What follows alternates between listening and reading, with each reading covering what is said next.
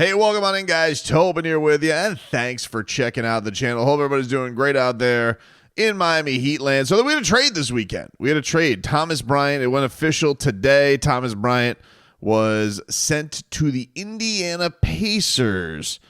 The Miami Heat agreed to terms. It became official today. It was first reported on Friday, and I didn't do any video on it just because I wanted to see if there'd be any follow-up. It kind of felt silly to do something just on Thomas Bryant getting traded. So I kind of was waiting to see if anything would play out over the weekend as a result of this. I will say, I nearly shit a brick when because I got Shams on noties, and I just saw at first the Miami Heat trade. I was like, what? I'm like, man, if this Shams is going to report the Jimmy Butler trade the week after all this happens, like, I don't know. I was going to need some time to gather myself. Thankfully, and I don't mean this as an insult to TB, but thankfully it was only reporting Thomas Bryant getting traded. The Heat, they put out the statement today that the Miami Heat announced they have traded center Thomas Bryant to the Indiana Pacers in exchange for the right to swap second-round picks in 2031. Miami will have the more favorable Heat and Pacers second-round pick in 2031.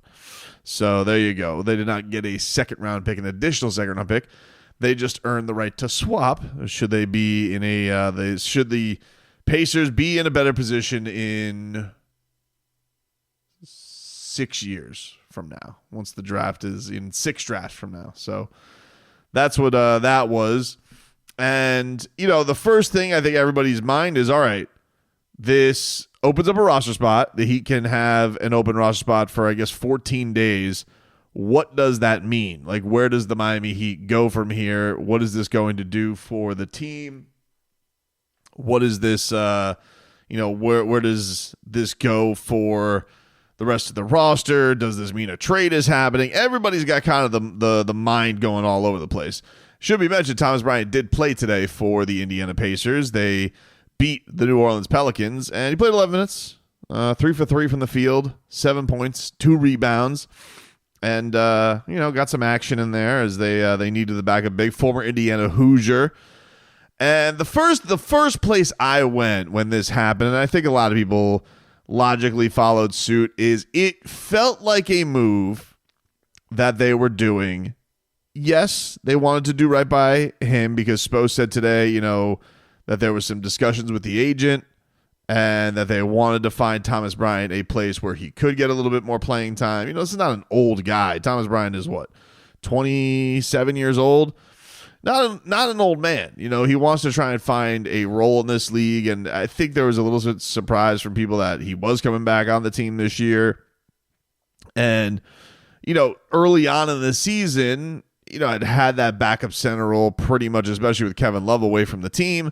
Kevin Love comes back. He's really the backup. That the Heat are eventually going to get to the point where they pay Kel'el. So Thomas Bryant's probably seeing the writing on the wall, and he wanted to go somewhere else. By all accounts, good teammate, always cheering, always bringing the energy. Nobody loved a blowout more than Thomas Bryant. He was not one of these guys who would coast. That dude went in there to get his numbers in a blowout. Respect him for it. I'll never forget the performance that he had in the 60-point blowout of the Portland Trailblazers, and we'll never forget that he, stuck up for Jimmy in the fight against Najee Marshall, and that got him suspended and Nico suspended. So it is, I think he goes out on way better terms than say Dwayne Dedmon did. I think that this is a man that is left favorably with the Miami Heat. So, that's the story there from the perspective of, what they're going to do with that roster spot. The first place that I went to, and I think a lot of people concluded the same thing, it is not official yet, but my guess, my lean is Dru Smith has done enough to get himself a standard contract. That's my lean on it. Eric Spoelstra loves the guy. Everybody is praising him. Ask Jimmy.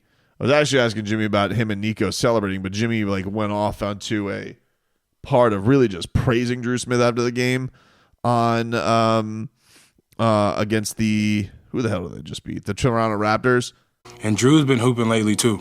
So anytime Dru is doing something that ain't nobody expecting him to do except for us, I think everybody cheers. He had a dumb turnover tonight, but outside of that, Dru's been doing phenomenal.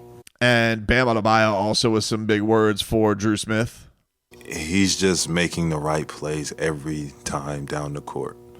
And it's both sides of the ball is what's really the eye popper for Dru, because he'll pick you up 94 feet, he'll battle in the post, and then he'll go on the other end and, make crafty plays. Like Dru's a great player for us.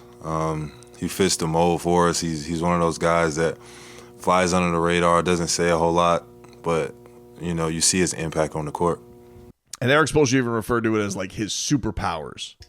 When you find guys that just do winning things on both ends of the court over and over and over that can be consistent to that, that's a superpower in this league. Everybody's searching for that, but he's kind of a glue that fits. He can make any unit work. Second unit, the starters, so that's that thing I say, make me watch, make me play you, then make me for sure, not even think about putting somebody else in there. And that's all going to be dictated on the scoreboard.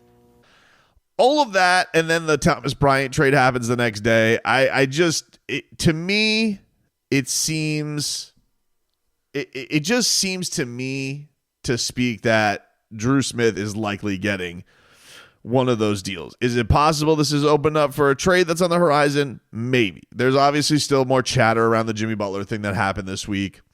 Nothing substantive. I think that it was... You get some reports that are saying, the Heat want a win now guy if they're going to do it. You have other people are saying, well, the Heat actually are more open. They're in the process of listening. All this, a lot of stuff that sounds the same and just kind of repackaged. I haven't heard anything substantial. The one thing that did happen that was interesting was that the Warriors, who of course have been at the forefront of these rumors, they ended up trading DeAnthony Melton's contract to the Brooklyn Nets for Dennis Schroeder, and they also sent 3 second-round picks to the Brooklyn Nets to get Dennis Schroeder. Now, according to our favorite Shams, he is saying that this isn't done yet, that apparently it can be aggregated to a larger deal for a star. So there is that element to it, like you're actually getting a body that could work, as opposed to Melton, who I believe is out for the year. So that's something you got to keep in mind as well. It seems like the Warriors are trying to find somebody actively who can help. They have a little bit of an insurance policy. And then if they can get somebody, if they can pursue Jimmy Butler, if they can convince the Heat for Jimmy Butler to make that deal, then maybe that'll happen.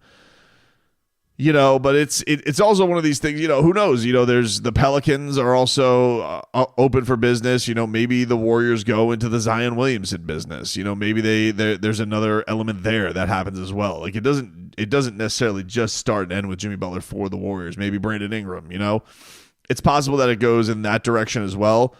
But just keep that in mind, is that all that action is still happening and ducks are still lying in a row of what could go down in the coming days with this. But when the Thomas Bryant trade happened, my first reaction was, oh my God, Shams is reporting a Heat trade. And then I was like, oh, it's Thomas Bryant. Wait, that opens up a roster spot. Why do they need a roster spot? Oh, they probably want to have Dru Smith. And to those who want to know, like I just want to make this clear, some people don't know this.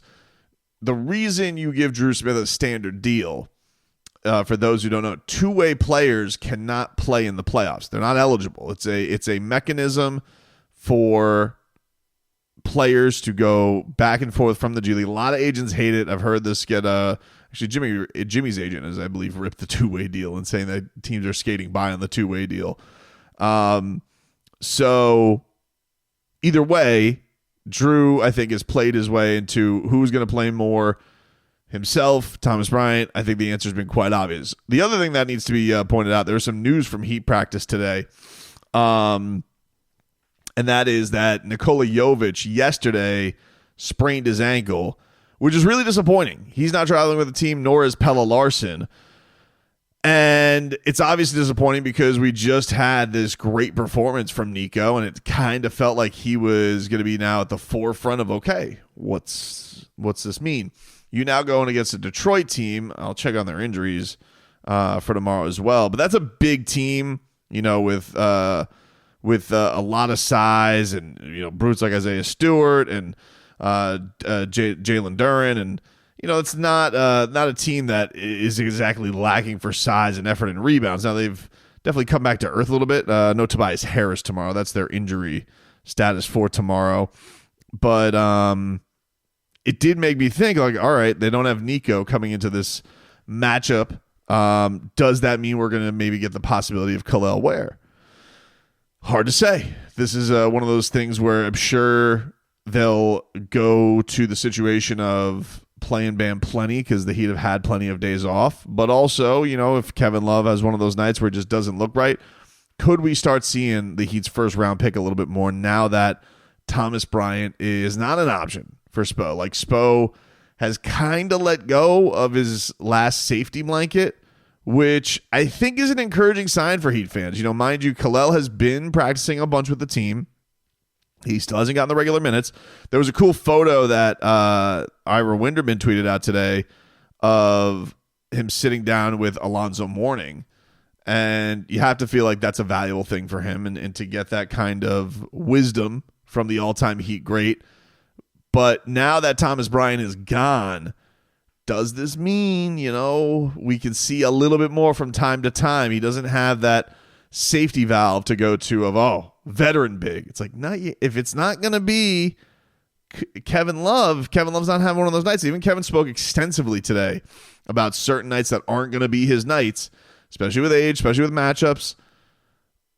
Nico seems like, all right, he just buoyed a little bit of faith, but now that Nico's out, maybe this means we can see a little bit more Kel'el Ware tomorrow, which I think is an exciting, encouraging thing. Interesting day. Last couple of days with the Heat. Pelle Larsson also remains out. He hurt his ankle and is, according to Spo, doing more. He is rehabbing a little bit more. And so that's, I guess encouraging, but not having Nico, not having Pelle. Love to see a bigger game from Jaime tomorrow too. I think that's one of the things, if you're talking about guys who you'd like to see just a little bit more of, just to see if they can bring it. I know that, his role is probably not ideal for his skill set with this team right now. And then, with all this trade talk, you do have to wonder, like, what are the Heat looking at on their landscape? Like, is this the end of their deals? Because everybody's thinking about, the buzzards are circling right now, but is there any element of the Heat that's going to be like, all right, are there any ways we could find the perfect role guys for this team? If some teams are starting to open up shop now that we are in trade season. So you got to keep that in mind as well. And then, of course, also the last piece of it is Erik Spoelstra returns essentially to the scene of the crime, which was this is a game the Miami Heat should have at least been going to overtime. And, the way that they were playing, would have potentially won that game. But instead, honestly, one of their worst losses of the season. Erik Spoelstra calls a timeout when they didn't have one. And it's one of the worst moments of his career. And he said at practice, as a coach, you always kind of think back. That could have been a win, but for the players, the coaching staff alike, you have opportunities to grow and get better constantly in the profession and always have an opportunity to check that box. All the reminders, all the protocols, you can't do those kinds of scenarios enough, whether you're watching film, walking through stuff with the team, or going through my personal checklist. This is a game of human error at times, and hopefully I've become better from that. So we do hope that is the case. We hope that Erik Spoelstra kicks the crap out of the Pistons and remembers when he walks onto that court how many timeouts he has. So all the best to Thomas Bryant in his journey with the Pacers, except when he plays the Heat. And we'll see what the fallout remains from the week for Miami.